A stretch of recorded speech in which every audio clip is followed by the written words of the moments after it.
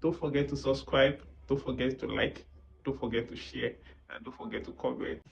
Yeah, hello guys, and my name is Oge Hayodele, and I'm your host for Talk with Oge. And sorry, I'm shy. This is my first time.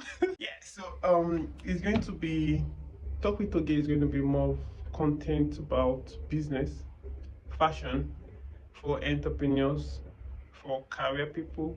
You don't have to be an entrepreneur before you gain one or two things on this program.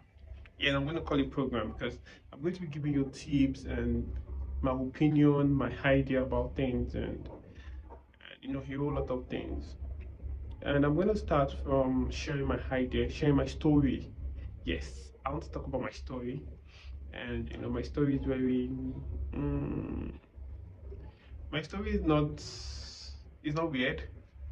It's just like a normal Nigerian little boy that from a family of seven and being the last child. And of course, I was my mom's favorite. But then, unfortunately, I was very stubborn and very troublesome.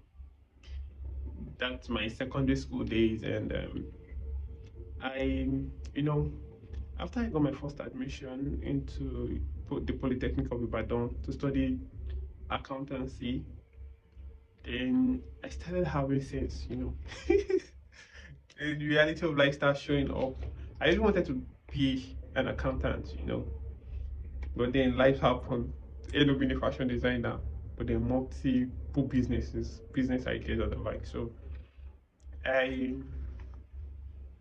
I got my first admission into Polytechnic of Ibadan to study accountancy, but my dream school has always been OAU since my SS2. So I did my second jam and I got my admission to OAU. But when I was in Poly Ibadan, I that was when I got my admission to OAU.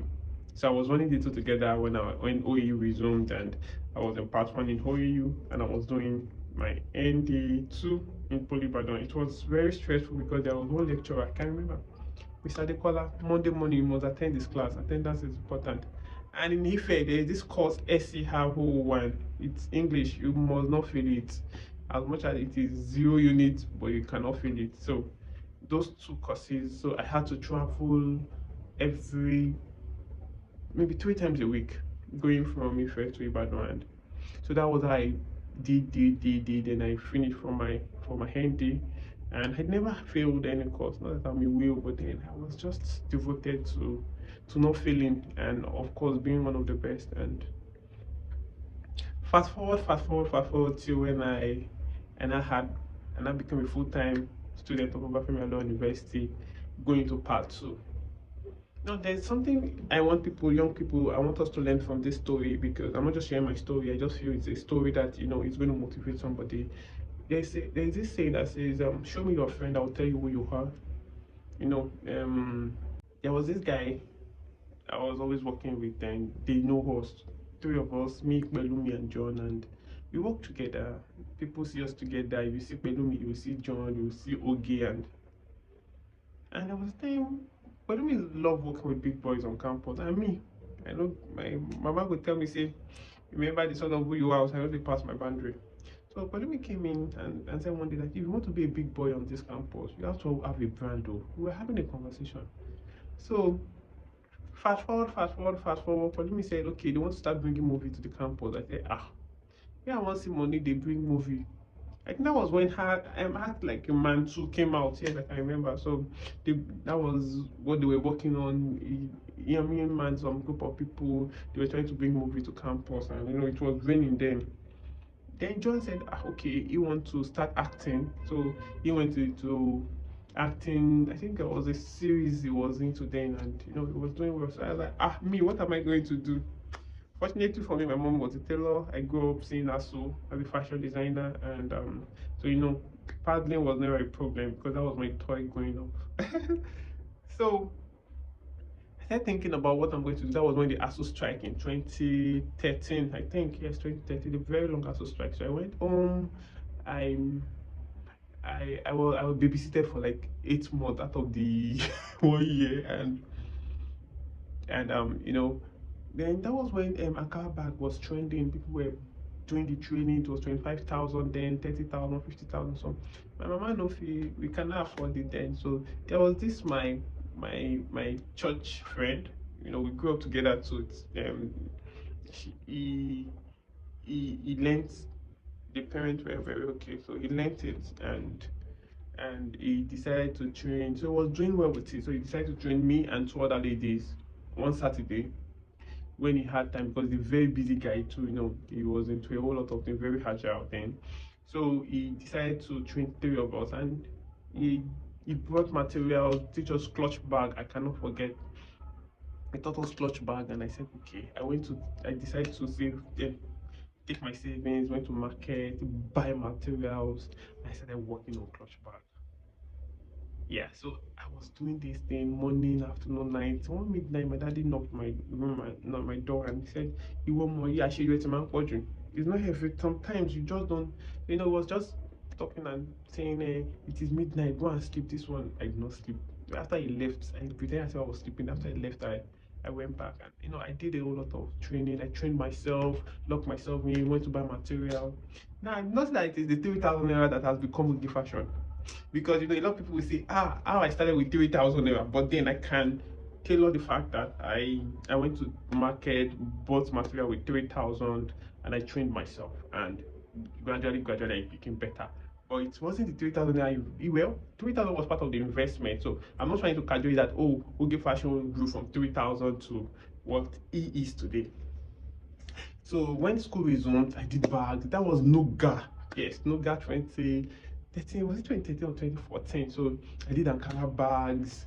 I took it to school, and boom, people were buying it. In fact, the first guy that bought for a girlfriend, and he bought it maybe around maybe it was 9,000 or 7,000. Like, really? Oh, this is business. So I started it.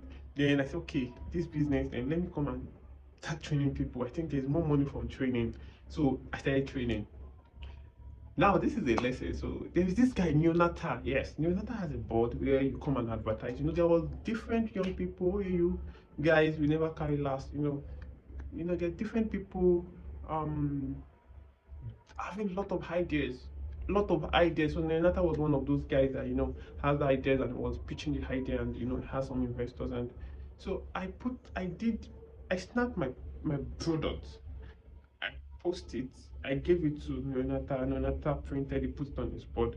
And my training fee then was 8,000 naira, I cannot forget. And there was the following week, I just saw somebody downloaded nice pictures, blah blah blah, touch it up, and paid me Neonata again. And Neonata put that person's advert beside mine.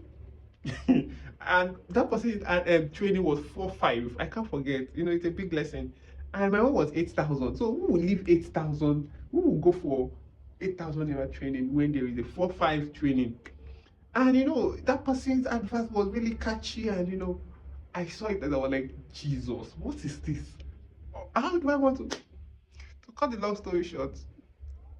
The people that did that had training, they had like three sections. Like they have like three sets per trainer, like, and the minimum people per people, minimum student uh, were like 20. So they have sections morning, afternoon, evening. Me, guess how many students I had? I'm just so there's an idea behind it that you say, there is a part of, you need to study your market. You need to go out and check, okay, what, because a lot of businesses have failed because they didn't test. So imagine I've invested a lot of millions of naira into that business, and somebody just come on a platter with gold, see, oh, I can do this too, and boom, and you're going to spoil the business, and that's all. So you need to do, so that's what they call visibility study. So as a young business person, there's something you call visibility study. You want to start a business, you want to do something, you need to have visibility study, and you need to really know what exactly you want to do, and you need to do research. It's not hobby because you love doing it, then everybody should want to do it. It's a life. Don't be deceived. So because you love it does not mean everybody loves it. Because you like a concept does not mean everybody loves it, because we are going to get there. I do. Okay, so now I'm going to share you people my experience that you will not fall victim of those things. There's this proverb that says, when you sit on the shoulder of giant, you see father. Am I a giant? Okay. Okay, so where did I stop? My training, just two people, but trust me, those two set of people, the following section, they decided to have their own training. That means they were training others. All those people that paid for those training came back to my training because they were hearing about the fact that, oh, those I trained did well, they now can do a lot of, but those ones they could not do nada, you know but then that's not a good thing. But then if you're going to be doing business, you should be able to understand the fact that, oh, there are going to be things that are going to throw jabs at you. That was my first advert, and it really almost messed me up to quit. But I didn't quit. Me that I'm very stubborn. I'm very stubborn. So so I had to so I strategized. I started doing a lot of things. Then I started selling Adire. Yes, I started selling Adire in OAU. And my Adire was unique, not just every other person's Adire. My Adire was so unique that I make sure I get the original from Itoku. That was far back 2014, 2015. And my mommy helped me. She sells Adire, so she invested in it, and I used my school fees money to buy it. And I started paying back when I was selling. So that was how I started becoming popular. Okay, okay, okay. So what was it? What was the big idea, and what exactly made me very popular was the fact that there's something we call revamping. Revamping is something that is old, that is used and old. Then you now try to touch it up, change the face, make it look good, make it look different, and you put it up again. So there is this idea. I noticed that ladies have shoes that they just throw away. The sole is still good, but the head has peeled off. So I said, I can revamp it now. So I started revamping shoes, and I can wake up on the Saturday morning and I don't have 5 naira, and I can be sleeping with 2,000, 3,000. It was a whole lot of money then. No, don't play. Ow! So, when I revamp for one person, you wear it to class and say, I like this Ankara shoe. This shoe is looking colorful. Oh." I say, he's one guy who gave that helped me to revamp it. Oh, do you remember that shoe I bought in birthday grey? That was they say, yes, that is, are you serious? I have those shoes. Don't let me throw it away. And boom, boom, boom, boom, boom. Girls now, they start telling themselves, they'll give me shoes, plenty shoes. I became a shoemaker.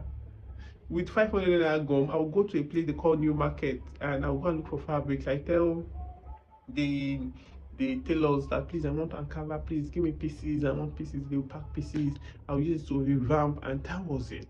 That was how I started growing my brand. Gradually people started knowing me. I was so popular that there was a time when a friend said, okay, this boy, they check your box size Ankara. I was always working Ankara. And I grew to start doing ready to wear. And that's going to be all for now. And we're going to continue talk with OJ. See you next time. Don't forget to subscribe, don't forget to like, don't forget to share, and don't forget to comment. Love you. Peace out.